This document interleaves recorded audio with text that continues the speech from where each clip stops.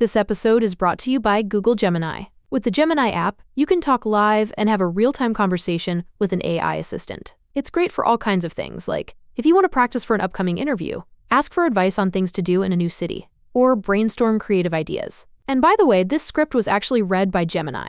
Download the Gemini app for iOS and Android today. Must be 18 plus to use Gemini Live. This episode is brought to you by Allstate. Some people just know they could save hundreds on car insurance by checking Allstate first. Like you know to check the date of the big game first before you accidentally buy tickets on your 20th wedding anniversary and have to spend the next 20 years of your marriage making up for it. Yeah, checking first is smart. So check Allstate first for a quote that could save you hundreds. You're in good hands with Allstate. Savings vary. Terms apply. Allstate Fire and Casualty Insurance Company and Affiliates. Northbrook, Illinois. Historias que inspiran y personajes que transforman. Preguntas para explorar y respuestas para construir juntos. Esto es Conversaciones en Red, un podcast de la Red Educativa Itinere, conducido por Darío Álvarez Clar. Un espacio donde la educación nos conecta. La educación es lo más importante que tenemos que mirar hoy, y eso está clarísimo y es un perogrullo y lo sabemos, pero hay que hacerlo, más allá de decirlo. No hay una gran distancia entre nosotros y el niño que fuimos.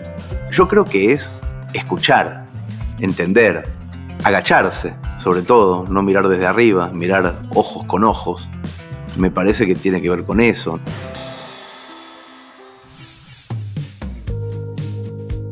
¿Cómo puede la literatura reinventarse y acercarse a nuevos públicos? ¿Qué sucede cuando las historias encuentran vida en el teatro, la radio y la televisión? En este episodio de Conversaciones en Red, hablamos con Hernán Casiari. Él es escritor, editor y creador de la revista y de la comunidad Orsay. Hernán nos cuenta sobre su singular recorrido como pionero en la unión entre literatura e internet y cómo ha logrado transformar el arte de contar historias en proyectos colectivos junto a su comunidad de seguidores. Una charla que inspira a vivir la literatura como un fenómeno cercano y participativo. Hola, ¿cómo les va? Soy Hernán Casiari, soy escritor, tengo 53 años, vivo en San Antonio de Areco y estoy dispuesto a tener una charla sobre lo que quieran. Muchas gracias, Hernán. Acá Darío, de 54. Así que como mayor empiezo con mi primer pregunta. Quienes te leemos, quienes te vemos, quienes te disfrutamos, podemos ver una variada cantidad de producciones de todo tipo, pero hay una primera pregunta en el mundo de la educación que a mí me atrae. Vos tenés una mirada desde los niños y para los niños muy particular. Cuando uno lee Lucas y Alex, La guerra explicada para los niños, cuando haces diálogos ficcionados o no, que es una sorpresa que tendremos con tu hija Pipa, tenés una sensibilidad de mirar como miran los niños o de ponerte en el lugar de ellos. Entonces mi primera pregunta es, ¿cuánto de esto tiene que ver con tu propia infancia, con la infancia que no tuviste, o cuánto tiene que ver con simplemente creatividad? Es muy paradigmático escucharte hablar desde esa perspectiva. ¿Cómo lo haces? Me gusta mucho, no sé, sé que no es a raíz de una infancia que no tuve, porque tuve una muy, muy nutrida. Fui un chico muy feliz. Creo que no desconecté del todo.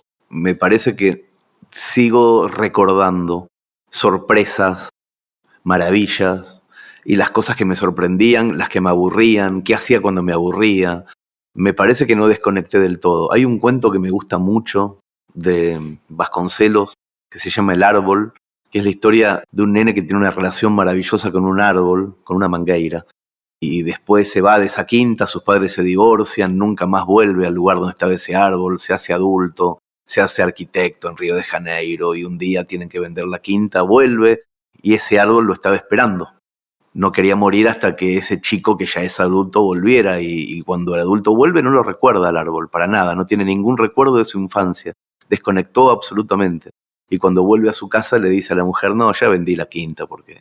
pero la hubiéramos cuidado para nuestro hijo. A los chicos no les gustan la naturaleza, dice el tipo, y uno se da cuenta de que se olvidó para siempre de cualquier conexión con su infancia.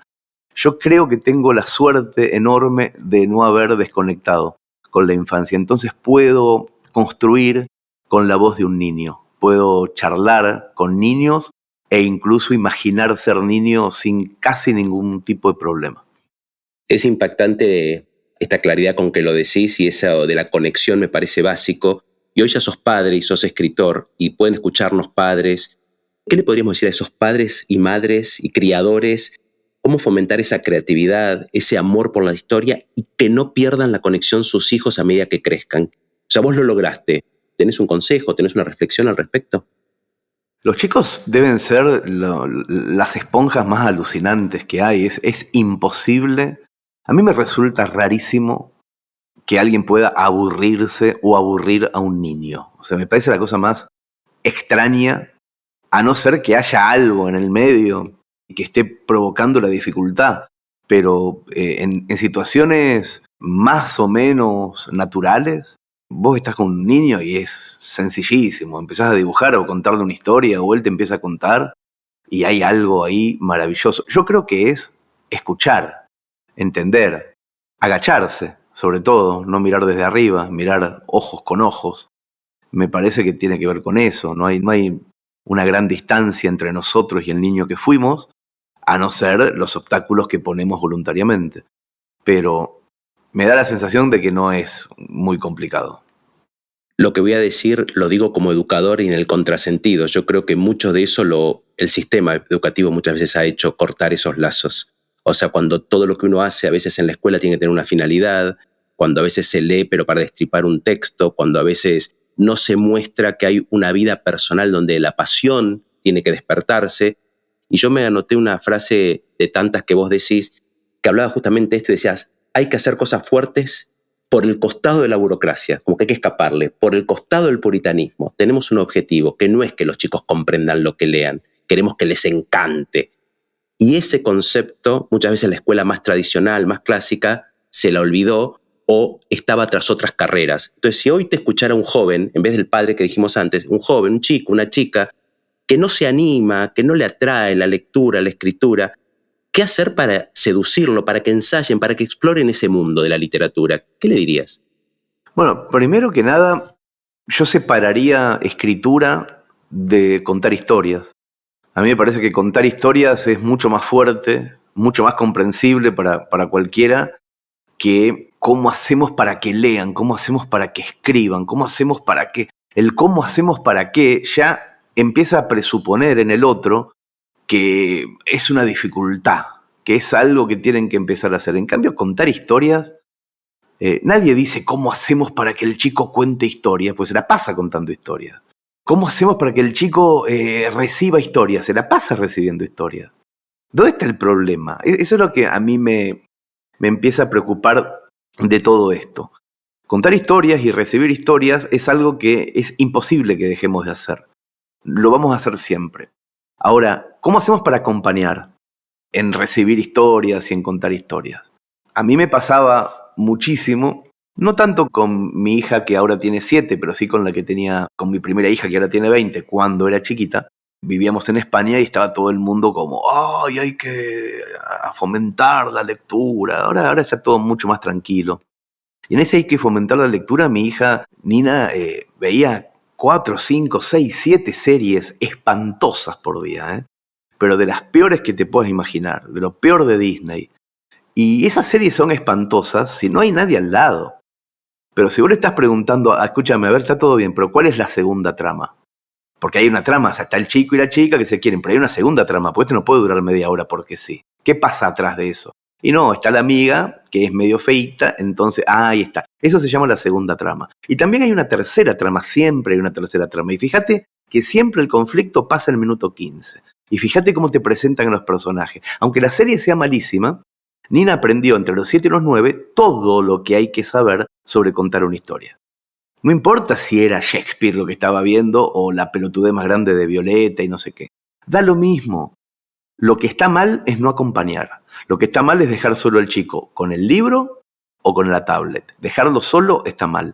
Y yo creo que con eso está todo más o menos configurado.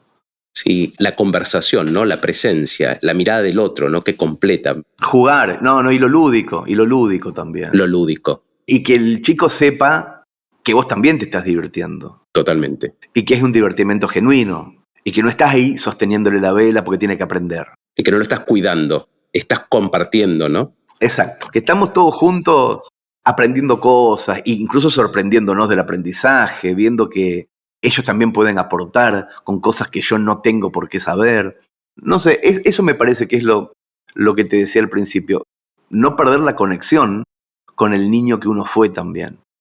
Porque si uno no pierde la conexión con el niño que uno fue, muy dificultosamente puede aburrirse con un niño. Que te conecta con esa esencia, ¿no? Claro, claro.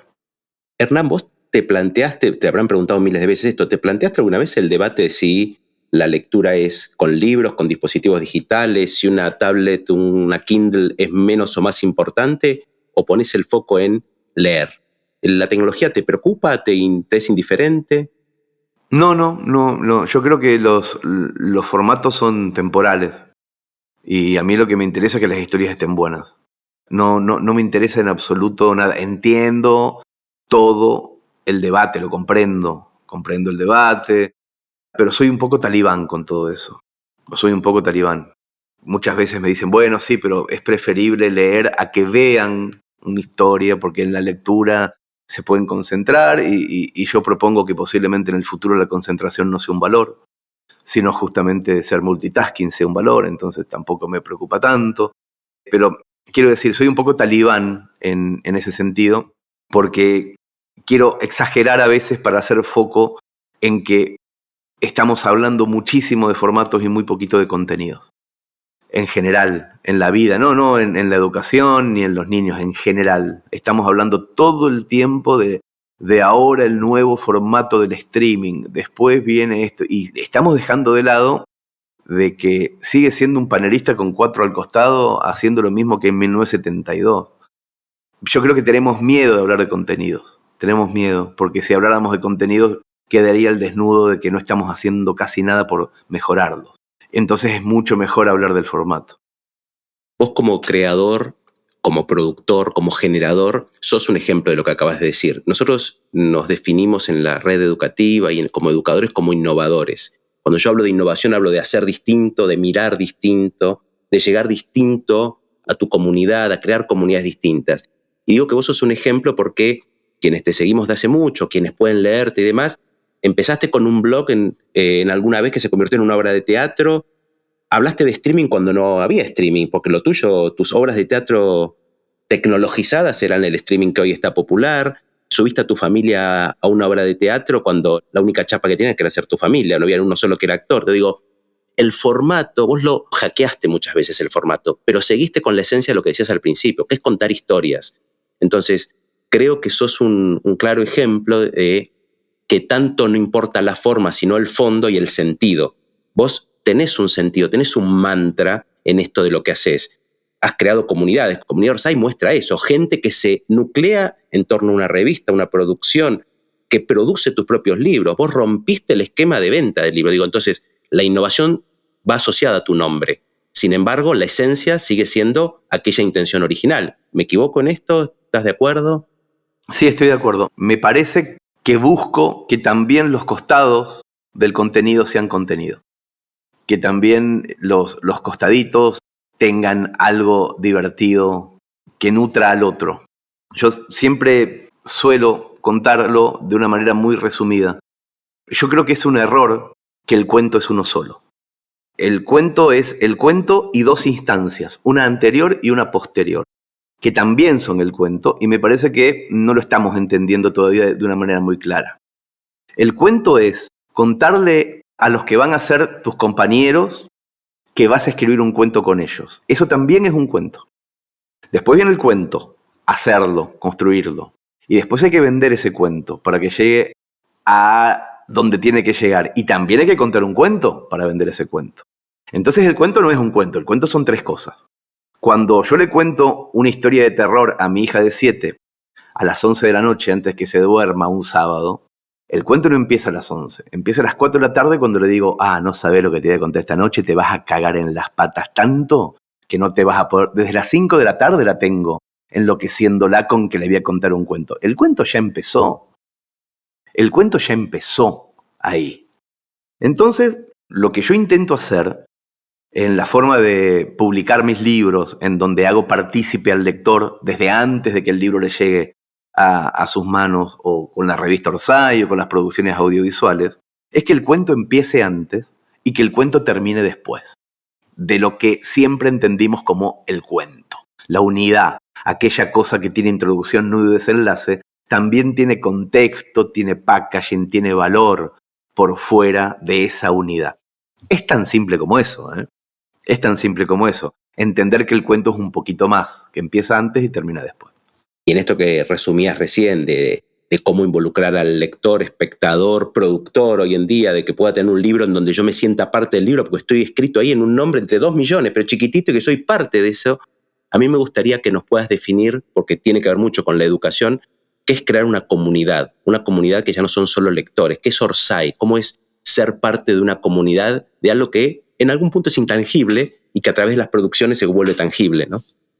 Orsay hoy es una comunidad muy activa de muchísimas personas de habla hispana que juegan cada vez que quieren, no todo el tiempo, con propuestas que nosotros les hacemos, siempre alrededor de lo cultural, y dentro de lo cultural siempre alrededor de lo narrativo.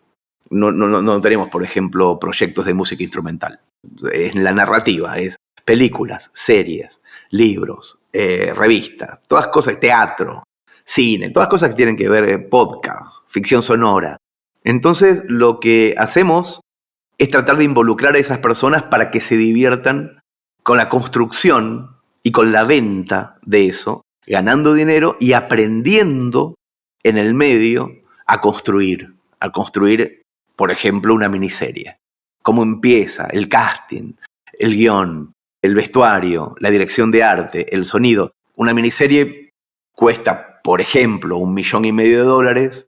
Entonces, 1.500 personas ponen 1.000 o 15.000 ponen $100 y esas personas hacen el casting, conversan sobre eso con un dispositivo, con una aplicación que tenemos. No es una reunión de consorcio de gallinas que gritan, ¿eh? No. Es una cosa bastante parecida al Congreso de la Nación, donde hay que tener quórum, 51% para que sea vinculante la decisión.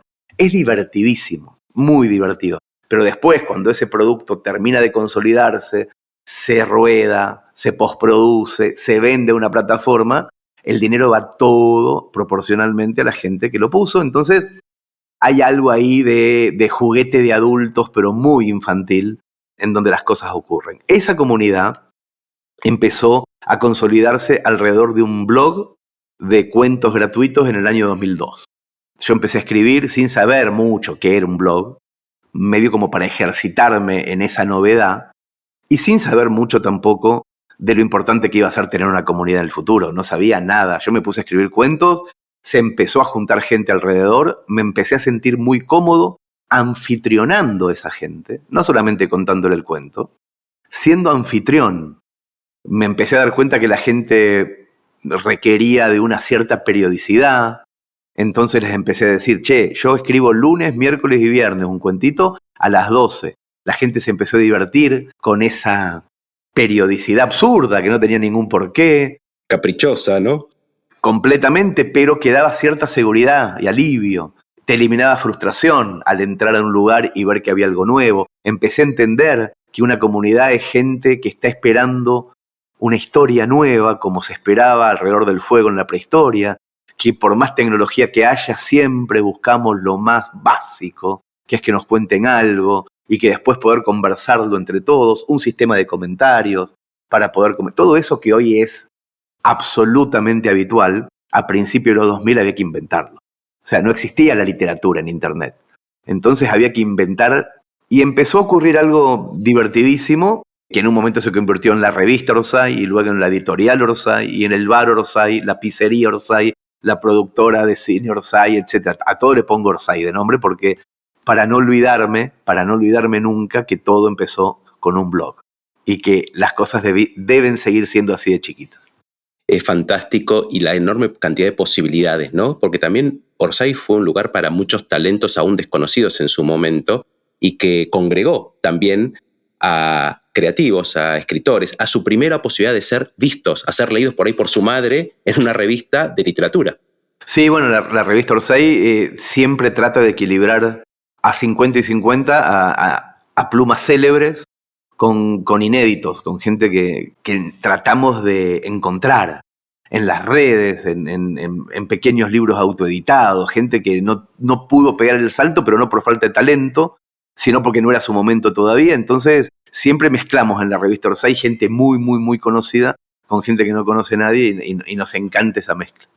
Me quedan 2 preguntas cortitas porque desde ya agradecerte el tiempo. Una es, en los miles de lugares que uno te puede escuchar todas las semanas por radio, y has tenido tus gastadas y tus chistes acerca de, por primera vez tu libro está en las librerías, editado por una editorial, y lo lindo de esto es el contrasentido que le das, que al mismo tiempo uno podría leer todo eso libremente y hasta narrado por vos en los QARs.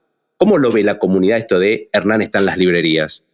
Bueno, nosotros estamos creciendo muchísimo como productor audiovisual, seguimos siendo los mismos y entonces estamos bajando mucho nuestro caudal editorial. No solamente de mis libros, sino de la gente que trabaja en las cuestiones editoriales. Le estamos poniendo, yo diría que el 80% de lo que hacemos a lo audiovisual, y la librería empieza a achicarse, la parte de libros empieza a achicarse. Y uno de los achiques es que no vamos a seguir dando la batalla de la autogestión en la parte editorial, tan simple como eso. Así que los libros empiezan a estar en editoriales y el esfuerzo que estamos haciendo es ver si podemos hacer cine de otra manera, que es bastante más, a ver cómo decirlo, necesita unas ingenierías y las cabezas mucho más atentas que lo que necesitó en su momento ir al costado de la industria de lo editorial, que ya lo conseguimos y ya sabemos que lo podemos hacer. Bueno, el cine te trae sorpresas también, ¿no? Porque cuando los productores asociados eligen un personaje que no queda, después te llama Disney y te dice que ese personaje lo contrata para la siguiente película. Claro, bueno, hay un montón de nuevas maneras de mirar, de aprender, y de esto que te contaba de los 3 cuentos, no del medio. El cuento del a priori y el cuento del después. Así que sí, estamos trabajando un montón en todo eso. Y mientras eso ocurre, le estamos prestando menos atención a la parte editorial. Para cerrar y agradeciéndote, volviendo un ratito a la escuela, vos hace algún tiempo, algunos meses o desde el año pasado, empezaste a proponer en Urbana un formato de escritura casi on demand, que no te dan un tema como si fuera la escuela, ¿no? La vaca, pero tomás disparadores, temas de conversación, te vas 1 hora, hora y media y volvés con una producción. Que pareciera el formato escolar en donde todo el mundo refunfuñó, me hacen escribir sobre esto, ¿no? ¿Qué reflexión te da pensar en el profesor que odia que sus alumnos no escriban, o los alumnos que odian a sus profesores que les hacen escribir, y vos que te vas a un departamento a media cuadra y volvés con una obra en 1 hora y media? ¿Qué reflexión, consejo podés dar como para cerrar antes de despedirnos? Bueno, el tema de escribir para mí fue siempre un placer que un día tuve que dejar de tener por temas de salud, tuve que dejar de fumar y no pude escribir más. En 2015, principio del 2016, dejé de escribir y fue como una autoimposición que yo mismo me hice porque escribir es algo que me gusta mucho. Escribir ficción de esta manera, ¿no? Tener 2 horitas para que salga un cuento. Yo no sé cómo vería un niño, un adolescente, la imposición de la escritura cuando no viene desde un gusto anterior. Mi imposición viene de un gusto anterior. Necesito aprender a pelar una mandarina porque me gusta mucho el sabor. Necesito reaprender a pelar la mandarina. Pero el sabor lo tenía yo, lo tengo desde atrás. Ojalá pueda aprender a pelarla. Es un problema de las manos. Si yo aprendo a pelarla, vuelvo a comerla. No sé qué ocurre cuando te dicen hay que pelar la mandarina porque está bueno lo de adentro, pero vos nunca, no tenés el recuerdo de lo de adentro. Hay que encontrar primero, me parece a mí, el sabor de la mandarina. Hay que encontrarlo de alguna manera. Me parece que esa sería la única reflexión que tengo al respecto. Escuchándote, leyéndote, uno empieza a descubrir el sabor de la mandarina literaria. Yo me quiero quedar siempre con la enorme duda y curiosidad de cuán ciertas son las peleas con Chichita, los diálogos con tu padre. Me emociona escuchar el mejor infarto de mi vida. Creo que a los que alguna vez no te escucharon, te conocieron con La valija de Lionel. Es atravesar a través de la literatura las emociones, las personas y conectar con el otro, que es tu comienzo de esta charla. Creo que es lo que vos propones en todo tipo de formatos e inspirás. Creo que sos una persona que además de creativo, sos un inspirador y yo tengo un enorme respeto y admiración hacia vos y me gustaría que esto pudiera llegar a mucha gente que si te conocía hoy conozca este otro pedacito en esta media hora, que te lean, que te escuchen, que te consuman, literalmente te consuman, pero creo que hace muy bien que una forma de pensar como la tuya se imbrinque fuertemente con la educación, ¿no? No son dos mundos separados, que la educación se inspire y aprenda de contextos distintos y no que la escuela se mire hacia sí misma el ombligo. Así que yo quiero agradecerte, quiero decirte que valoro mucho este ratito y seguramente quienes te escuchen, algo de todo esto va a atravesarlos, les va a causar curiosidad o enojo o lo que fuera, pero si los moviliza, bienvenido sea. Así que dejo que vos te despidas a un mundo de desconocidos. Toda movilización es bienvenida, en cualquier sentido. Lo único espantoso y aberrante es la indiferencia. Lo único que no funciona es que te den vuelta la cara y que sigan caminando sin que haya pasado nada. A mí me parece que la educación es lo más importante que tenemos que mirar hoy, y eso está clarísimo y es un perogrullo y lo sabemos, pero hay que hacerlo, más allá de decirlo. Yo podría escribir, sin ninguna duda, y soy un lector muy sibarita, yo podría escribir literatura gourmet. No estoy incapacitado. Escribir fácil para mí es una decisión. Escribir buscando siempre el sinónimo más habitual es una opción, es una elección que hago porque me interesa muchísimo más el que nunca leyó al que leyó siempre. Me interesa muchísimo más introducir al mundo de las historias al que todavía descree que eso es nutritivo que hacerlo con el que ya sabe. Mi página web es hernancasiari.com, tengo 15 libros editados y todos son gratuitos también por la misma razón. No solamente son gratuitos, no solamente te podés bajar el PDF y leerlos sin comprarlos, sino que cada uno de los cuentos que integran mis volúmenes tienen un botoncito que dice play. Y entonces te los estoy leyendo para ver si de esa manera más rápido llegás al mejor lugar del mundo, que es cuando alguien te está contando una historia. Hernán Casiari, gracias por despertar pasiones. Un fuerte abrazo. Gracias a todos ustedes, a vos en particular y a todos los que estén escuchando. Si te gustó este episodio de Conversaciones en Red, podés seguir a Hernán Casiari en infinidad de lugares. Sus redes son @Casiari en Instagram y descubrir más sobre sus historias, libros, podcasts y proyectos con Orsay.